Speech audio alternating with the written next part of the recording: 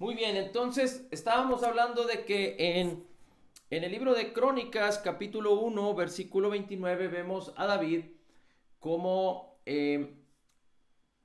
dio una ofrenda muy grande de muchos miles de, si lo ponemos en tiempo al día de hoy, miles de dólares junto con el pueblo para el Señor, para la construcción del templo, que no lo iba a construir él, sino lo iba a construir Salomón. Y le decía yo que quizá a lo mejor usted haya estado en algún momento, en algún tiempo, quizá en alguna reunión, en algún evento, en donde se haya hecho quizá a, se haya levantado alguna ofrenda especial para hacer algo. A mí me ha tocado ver en donde recuerdo que en una reunión de muchos años atrás había necesidad de pagar pues la renta de un equipo, la renta en una iglesia en Monterrey. Y yo recuerdo que el pastor dijo, bueno, yo creo que hay gente que pueden ofrendar 1,000 pesos. Y en aquel entonces, le estoy hablando de que hace 30 años, 1,000 pesos, pues eran 1,000 pesos, era mucho dinero. No recuerdo exactamente si eran nuevos pesos, viejos pesos. El hecho es que era mucho dinero. Y era una iglesia que quizá había, eran 1,000 gentes. Y resulta que como 20 o 30 personas se levantaron para ofrendar 1,000 pesos y otras tanto. Es decir, se juntó mucho dinero para la obra que se requería. Otra vez me tocó saber donde gente ha ofrendado y regalado sus autos. No sé si me ha tocado a alguien ver que regale su casa, pero donde la gente es movida por fe. Y yo creo que alguien que regala un carro, una casa, algo de mucha estima, yo creo que tiene que haber una fe involucrada ahí, porque difícilmente a través de solo la motivación o el sentimiento se puede uno desprender de una cosa tan valiosa. Realmente tiene que haber fe y una disposición en el corazón. Y este fue la actitud de David y del corazón del pueblo, donde ofrecieron tanto dinero y tanta riqueza para la construcción del templo. Y entonces vamos a empezar en el versículo 29, habla de esto, y vamos a leer a partir del versículo 10. Primer libro de Crónicas, capítulo 29, versículo 10. Dice así mismo, dice, holgóse mucho el rey David y bendijo al Señor delante de toda la congregación. Y dijo David, bendito seas tú, oh Señor, Dios de Israel, nuestro Padre, de uno a otro siglo. Tuya es, oh Señor, la magnificencia y el poder y la gloria y la victoria y el honor, porque todas las cosas que están en el cielo te pertenecen y en la tierra son tuyas. Tuyo, oh Señor, es el reino, tus alturas sobre todos los que están por cabeza. Dice, las riquezas, el 12, las riquezas y la gloria están delante de ti, y tú señoreas a todos, y en tu mano está la potencia y la fortaleza, y no en tu mano la grandeza, y en tu mano la grandeza y fuerza de todas las cosas. Versículo 13, ahora pues, Dios nuestro, nosotros te damos gracias y alabamos tu glorioso nombre. Y no solo lo hacía de los dientes para afuera David, pero se estaban desprendiendo de sus riquezas para exaltar al Señor. 13. Ahora pues, Dios nuestro, nosotros te damos gracias y alabamos tu glorioso nombre. 14. Porque ¿quién soy yo y quién es mi pueblo para que pudiésemos ofrecer de nuestra voluntad cosas semejantes? Porque todo es tuyo y lo recibido de tu mano te damos. Es decir, ¿quiénes somos nosotros? Decía David. ¿Quién soy yo? ¿Quién es este pueblo? Todo lo que tenemos lo hemos recibido de ti. Simplemente te estamos dando de lo que tú nos has dado. No es nuestro. Y aquí les recuerdo que respecto al bienestar, es importante que entendamos y nos ejercitemos. No es suficiente con que usted sepa. No es suficiente con que usted crea. No es suficiente con que usted entienda correctamente y crea correctamente. Necesita caminar en ello. Necesita actuar en ello. ¿Y a qué me refiero? A lo que el salmista David está diciendo ahí. Respecto al bienestar, nosotros somos mayordomos. Y todo lo que tenemos Dios nos lo ha dado. Así es que si tú ejercitas tu oído para escuchar al Señor respecto a las finanzas, y haces conforme a lo que el Señor te mueva respecto a las finanzas, de acuerdo a la palabra. Entonces, la palabra que habla de la abundancia de gracia sobre tu vida para estar satisfecho en todo y además que seas una bendición para muchos, la vas a ver hecha una realidad de una manera continua en tu vida, día con día, porque la bendición está dada sobre ti, pero tú necesitas actuar en fe. Tú necesitas poner en acción la fe para que entonces eso se dé. ¿Recuerdas aquella mujer que viene en la escritura, en uno de los libros de Samuel, acerca del profeta aquel Eliseo, que se encuentra esta mujer había quedado viuda, su esposo había tenido muchas deudas, los acreedores querían llevarse a sus hijos, y el profeta le dice, bueno, ¿qué tienes en casa? Y ella le dice, pues no tengo nada, sino un poco de aceite. Y entonces el profeta le dice, pide vasijas. Tienes estas vasijas, pide más vasijas, todas las que puedas. Enciérrate en tu casa y vierte del aceite que tienes en todas las vasijas y después véndelo para que tengas ingresos. Y aquella mujer hizo lo propio, tenía sus vasijas, pidió otras tantas vasijas y con la porción de aceite que ella tenía llenó tantas vasijas como pudo, como consiguió, como pidió prestadas, y vendió ese aceite y le sirvió para pagar las deudas y para vivir. Ahora, aquella mujer limitó al Señor respecto al aceite por las vasijas que consiguió. Yo no sé si esta mujer pudo haber conseguido el doble de vasijas de las que consiguió, pero dependiendo de las vasijas que aquella mujer consiguió, fue la bendición. Dios estaba dispuesto a llenar 1,000,000 de vasijas o 10 millones de vasijas, pero si ella consiguió 100 vasijas, 100 vasijas fueron llenas. Y cuando se acabaron las vasijas y ya no consiguió más, entonces el aceite cesó, dejó de fluir. Así es que tú y yo no debemos de limitar a Dios pensando que lo que tenemos es nuestro. Aquí vemos un testimonio de David y del pueblo en donde decían, ¿qué somos nosotros? ¿Qué soy yo? Decía David, ¿qué es el pueblo? Y aunque estamos dando mucho en forma extraordinaria, lo que tenemos es tuyo, tú no lo has dado. Somos mayordomos delante de ti. Y sigue diciendo el versículo 15, porque nosotros, extranjeros y advenedizos, somos delante de ti como todos nuestros padres y nuestros días, cual somos sobre la tierra, y no dan espera. 16, oh Señor, Dios nuestro, toda esta abundancia que hemos aprestado para edificar casa a tu santo nombre, de tu mano es, y todo es tuyo. Hay una humildad, un corazón humilde delante del Señor de David acerca de su actitud al Señor. Un corazón que dispone todo porque sabe que si todo es del Señor, puede estar en su mano y después puede estar lejos de su mano. Pero si Dios es la fuente de su provisión, la provisión Dios la tiene en su corazón. Y aquel que camina en fe en este aspecto siempre va a poder ser un participante del reino efectivo, victorioso y eficaz respecto a las finanzas. Bien, el versículo 17 dice, yo sé, Dios mío, que tú escuchas los corazones, que tú escudriñas los corazones y que la rectitud te agrada. Por eso yo con rectitud de mi corazón voluntariamente te he ofrecido todo esto y ahora he visto con alegría que tu pueblo que aquí se ha hallado ahora ha dado para ti espontáneamente. Es decir, todo fue una disposición del corazón, por voluntad propia, por libertad. Nadie fue obligado, ni el mismo David. David dijo, yo lo di de corazón y el pueblo lo dio de corazón. Nadie nos forzó.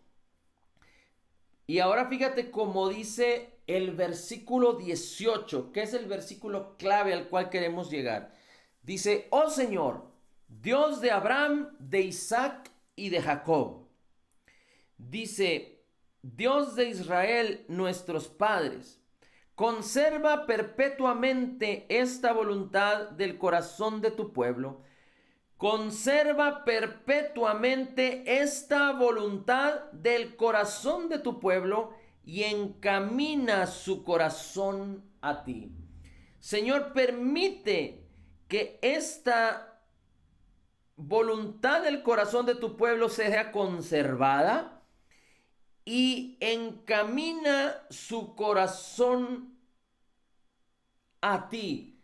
¿Por qué el salmista estaba hablando estas palabras?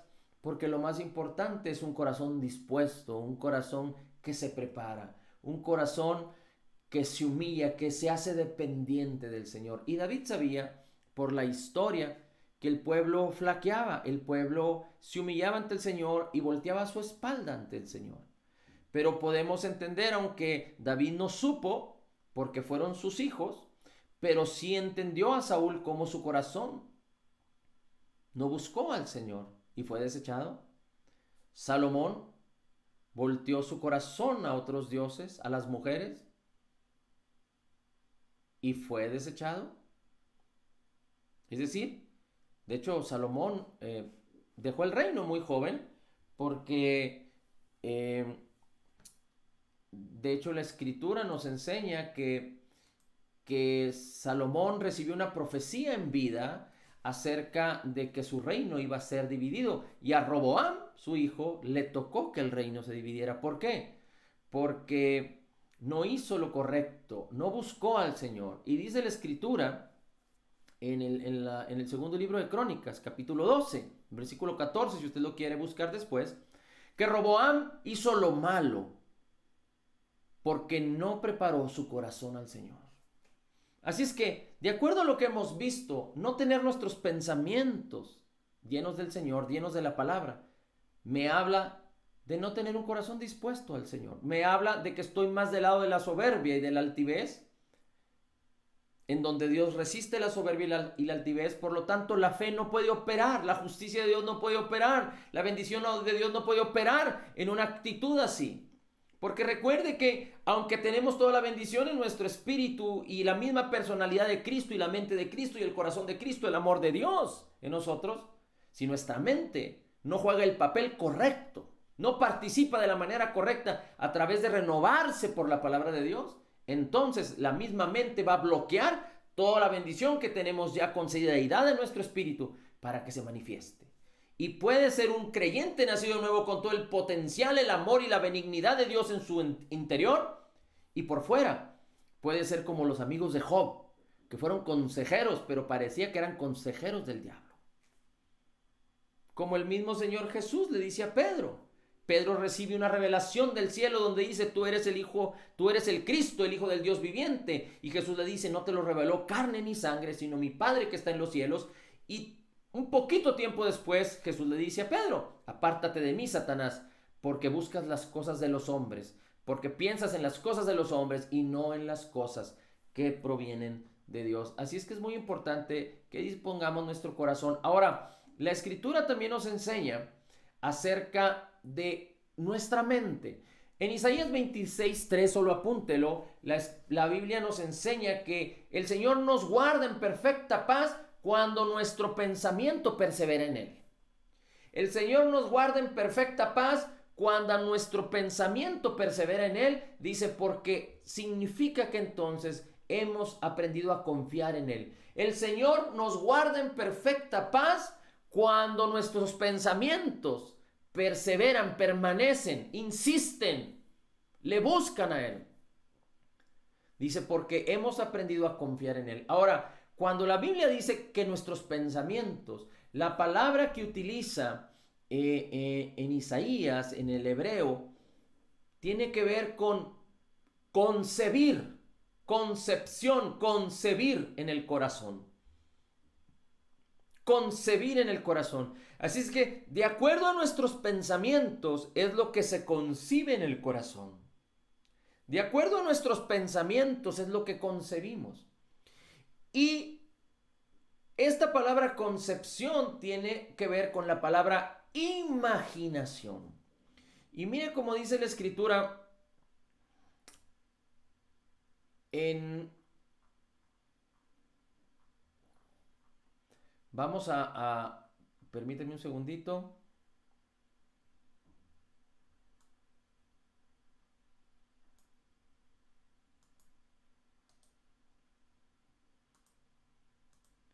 Mire cómo dice la escritura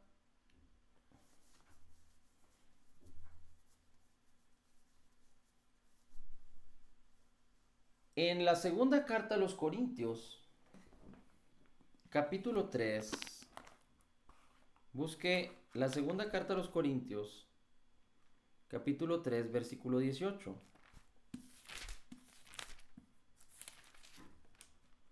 Segunda carta a los Corintios, capítulo 3, versículo 18.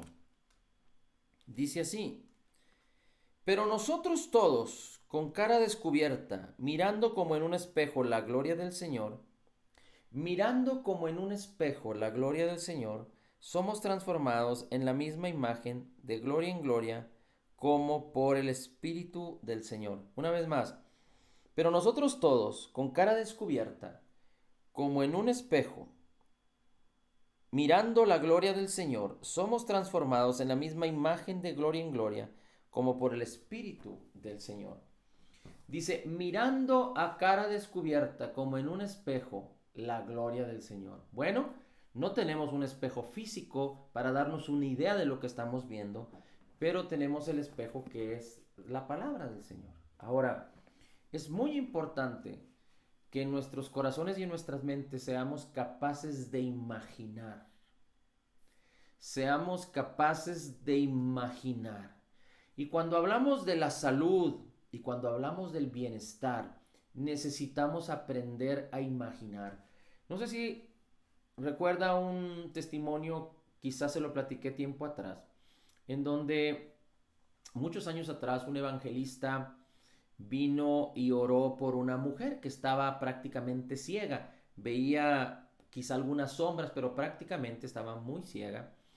Y, y aquel evangelista le pidió, no recuerdo si el evangelista era hombre o mujer, pero le pidió a esta mujer que estaba prácticamente ciega, que habían orado muchas veces por ella, muchas veces por esta mujer, pero ella seguía siendo ciega, ya tenía una experiencia de años estando así, y se había escondido, es decir, no quería que oraran una vez más por ella porque ya realmente oraban y no pasaba nada. Y entonces cuando el evangelista va y ora por esta mujer, prácticamente la arrinconan para que el evangelista orara por ella. Y entonces le dice, cierra tus ojos, empiezan a orar. Y le dice, el evangelista le dice a la mujer, puedes ver. Y entonces la mujer abre los ojos y no ve nada. Y el evangelista le dice, no te dije que abrieras tus ojos, te dije que si podías ver, cierra tus ojos.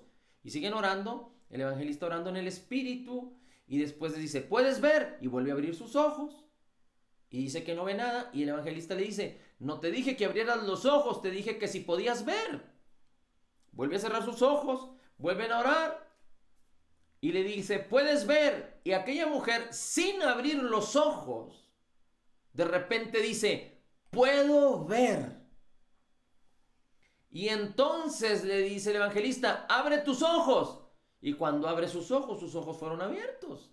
Es decir, podía ver perfectamente bien. ¿Qué fue lo que sucedió? El evangelista llevó a la mujer a concebir en el corazón que podía ver. Y entonces creyó. Y cuando recibió, cuando pudo observar y ver cómo sus ojos eran abiertos, el milagro se manifestó. La pregunta es, ¿quién llevó esa imaginación al corazón de aquella mujer? ¿Acaso pudo haber habido otro caso en donde la otra persona no pudo haber imaginado porque no le fue dado el imaginarse así? La responsabilidad de imaginar es nuestra. Dios nos ha dado la habilidad. Y cuando nosotros conocemos su palabra, necesitamos empezar a ejercitarnos en no solo preparar nuestro corazón, disponer nuestro corazón y mantenernos de una manera continua en el Señor, teniendo nuestros pensamientos en Él. Porque recuerda, si no tenemos nuestros pensamientos en Él, nos comparamos con alguien que vive en soberbia y en altivez, confiando en sí mismo. Y dice la Escritura que Dios resiste a los soberbios, pero da gracia a los humildes. Y aunque Dios nos ha dado ya todo por gracia, pero la fe no opera en la altivez y en la soberbia. Pero la incredulidad y los obstáculos sí. Entonces, nosotros tenemos que empezar a imaginar. La imaginación tiene que ver con algo que no es real o algo que no está presente. Algo que no es real o algo que no está presente. Déjame te pongo un ejemplo para que no se malinterprete. Algo que no es real es como cuando el hombre fue a la luna. No era real que el hombre estuviera en la luna, pero hubo una imaginación, hubo una concepción del hombre. Y entonces, después de un tiempo, el hombre pudo llegar a la luna. O tú puedes percibir, o tú puedes imaginar algo que no está presente en este momento, pero que tú te puedes ver ahí. Ahora, no estamos hablando de fantasía, de imaginar fantasía. No estamos hablando de todo aquello fantástico que realmente no tiene sentido ni en la palabra, ni en los sentidos, ni en el sentido común. No, estamos hablando de lo que ya te fue concedido por gracia en Cristo Jesús. Si hablamos de las riquezas en gloria en Cristo, pero tú no puedes imaginar qué son las riquezas en gloria en Cristo Jesús, pues entonces vas a limitar completamente de una manera extraordinaria al Señor respecto a todo lo que vas a poder manifestar en tu vida acerca de Dios. Nadie va a creer que Dios vive a través de tu vida, porque tú vas a ser una persona común y corriente cuando tienes al Dios más glorioso y grandioso de todo el universo, al único y sabio Dios, dice la Escritura. Así es que tú necesitas empezar a imaginarte. Mira, quizá tu vida en la economía, tu vida ha rondado acerca de cierta cantidad de dinero. A todos nos pasa. Pero si tú ves a una persona con mucho dinero en un carro, hay carros de 5 millones, de 10 millones de pesos. Yo recuerdo una vez en la ciudad de Monterrey que estaba parado saliendo de una tienda de conveniencia, pero a espaldas de la calle, y de repente alguien pitó, no me acuerdo qué fue, cómo me di cuenta, pero atrás de mí estaba un carro y no se oía nada. Era un carro silencioso. Y cuando me volteo y veo el carro, que no sé, era un carro eléctrico, pero un carro, era una camioneta prácticamente. De esas camionetas que son carísimas, que valen 5 millones o 10 millones de pesos. Pero si nosotros vemos a personas así que tienen mucho dinero y decimos, estos ricos, estos que derrochan el dinero, entonces nosotros nos estamos excluyendo de ese grupo de personas. Entonces tú ahorita tienes 100, pero esas personas tienen 1,000,000. Y tú para bendecir e impactar el evangelio en este mundo necesitas 2 millones. Tú pensando estas personas, estos ricos, estas que tienen mucho dinero, tú prácticamente en tu imaginación te estás descartando de algún día llegar por motivos genuinos y del Señor a una posición de tener mucho dinero.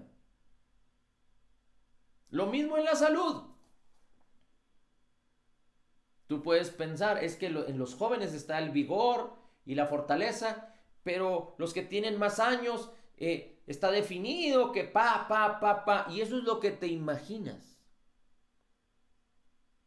Pero te quiero recordar que Josué y Caleb, el mismo Moisés, vivió 140 años, creo.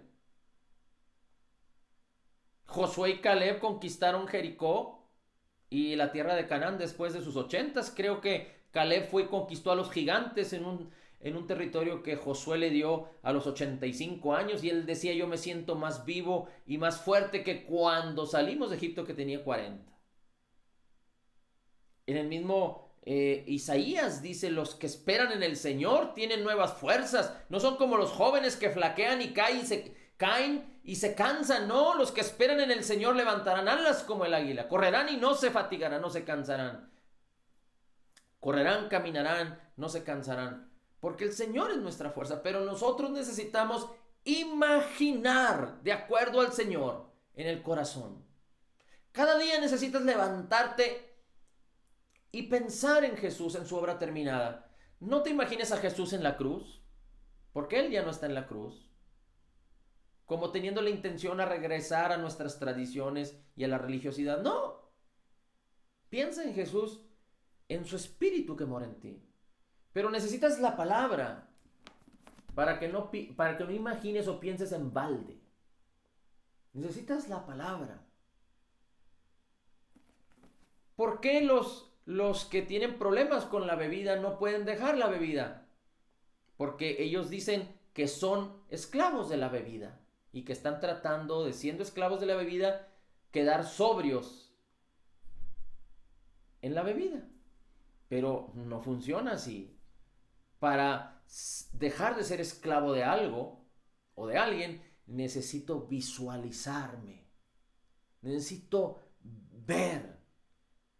Si Martin Luther King, el que promovió los derechos para la población en Estados Unidos de los morenos, no hubiera visualizado que la población como él era necesario que tuvieran los mismos derechos, nunca hubiera hecho sus propuestas. Si Martín Lutero no hubiera imaginado en el corazón a una iglesia libre de religiosidad y de engaños y de extorsiones, nunca hubiera promulgado el protestar en contra de la religiosidad de aquellos años. Así es que tú y yo necesitamos una y otra vez aprender a imaginar. Y mira, tú has sabido, has escuchado que nosotros, en mi persona, voy a hablar por mí, parte de mi declaración y de mi oración es: soy totalmente perdonado. Y esto es tuyo y mío. Lo puedo decir en primera persona o en general. Pero lo voy a decir en primera persona para que tú me comprendas. Y yo puedo declarar y decir: soy totalmente perdonado, perfectamente justificado, soy altamente favorecido, soy profundamente amado, soy grandemente bendecido, soy más que vencedor en Cristo Jesús, porque como Jesús es, así soy yo en este mundo, soy la justicia de Dios en Cristo. Pero yo te invito a que tú imagines cuando declares esto. Ahora, ¿cómo vamos a imaginar? Porque necesitamos mantener una preparación del corazón. Prepararnos de una y otra vez, de una manera continua, con el Señor. Así es que cuando yo digo: soy totalmente perdonado, yo tengo que en mi mente y en mi corazón pensar acerca de Efesios 1:7, que dice: en Cristo tenemos la redención mediante su sangre, el perdón de nuestros pecados según las riquezas de su gloria. O pensar también en Colosenses 2:13, que me dice: y cuando estábamos muertos en nuestros delitos y en la incircuncisión de nuestra carne, Cristo Jesús dio su vida, nos dio vida juntamente con Él, habiéndonos perdonado todos los pecados. Así es que cuando yo diga soy totalmente perdonado, yo necesito pensar en Efesios 1:7, puedes pensar en otros versículos. Yo te estoy dando simplemente unos ejemplos. Colosenses 2:13, donde fuimos perdonados totalmente, porque Cristo Jesús nos dio vida juntamente con Él, habiéndonos perdonado todos nuestros pecados, todos nuestros delitos. Y cuando yo diga soy perfectamente justificado, yo pienso en dos cosas. La primera es en 2 Corintios 5:21, donde dice que al que no conoció pecado, por amor, bueno, al que no conoció pecado, Dios lo hizo pecado o le hizo pecado por nosotros, para que nosotros fuésemos hechos la justicia de Dios en él. Cuando yo pienso en que soy la justicia de Dios en Cristo, recuerdo este versículo que me dice, al que no conoció pecado, por amor a mí lo hizo pecado, para que yo sea la justicia de Dios en él. Pero también pienso en Juan capítulo 19, versículo 30, que Jesús dijo, consumado es, inclinó la cabeza y entregó el Espíritu en la cruz. Y la palabra consumado habla de perfecto, terminado, completado, cumplido. Así es que cuando yo digo soy la justicia de Dios en Cristo, soy perfectamente justificado, pienso en Juan capítulo 19 versículo 30 y pienso en 2 Corintios 5, 10, 21. Cuando yo digo soy altamente favorecido, pienso en María cuando recibió la salutación del ángel y que le dijo salve, altamente favorecida.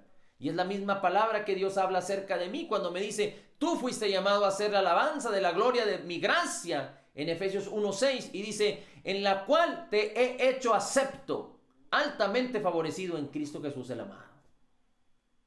Cuando yo hablo acerca de que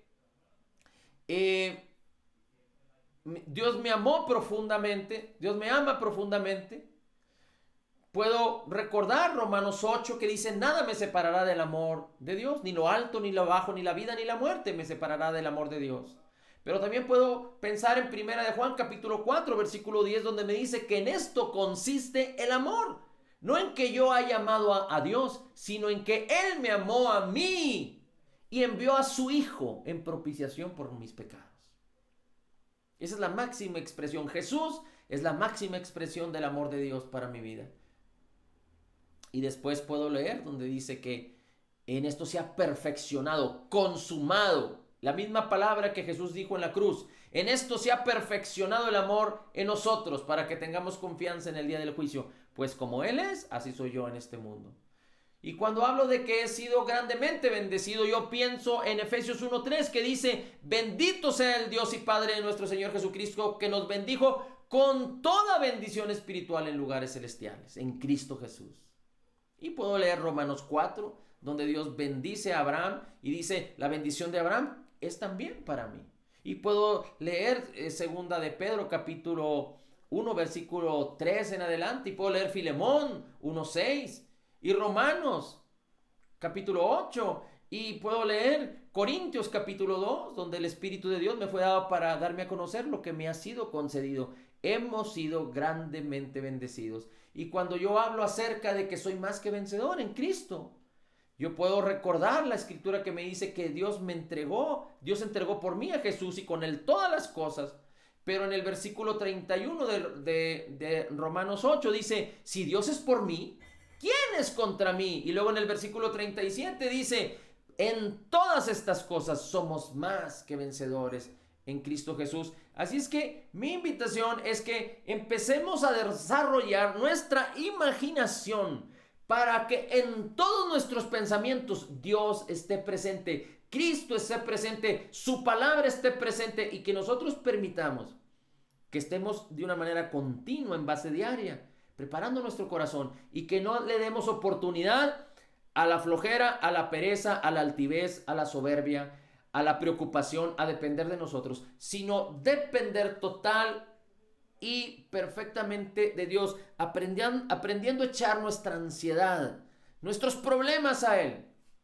Él ya proveyó todo lo necesario para que tú y yo podamos tener la suficiencia antes de que la necesidad aparezca en el nombre de Jesús. Padre, te damos el honor, la gloria y la alabanza. Bendecimos tu nombre y te exaltamos. Señor Jesús, gracias por el amor con que nos has amado. Gracias por tu amor incondicional, por tu obra terminada, completa y perfecta, por tu Espíritu Santo y tu palabra en nosotros. Somos totalmente perdonados, perfectamente justificados, altamente favorecidos, profundamente amados, grandemente bendecidos, más que vencedores en Cristo Jesús.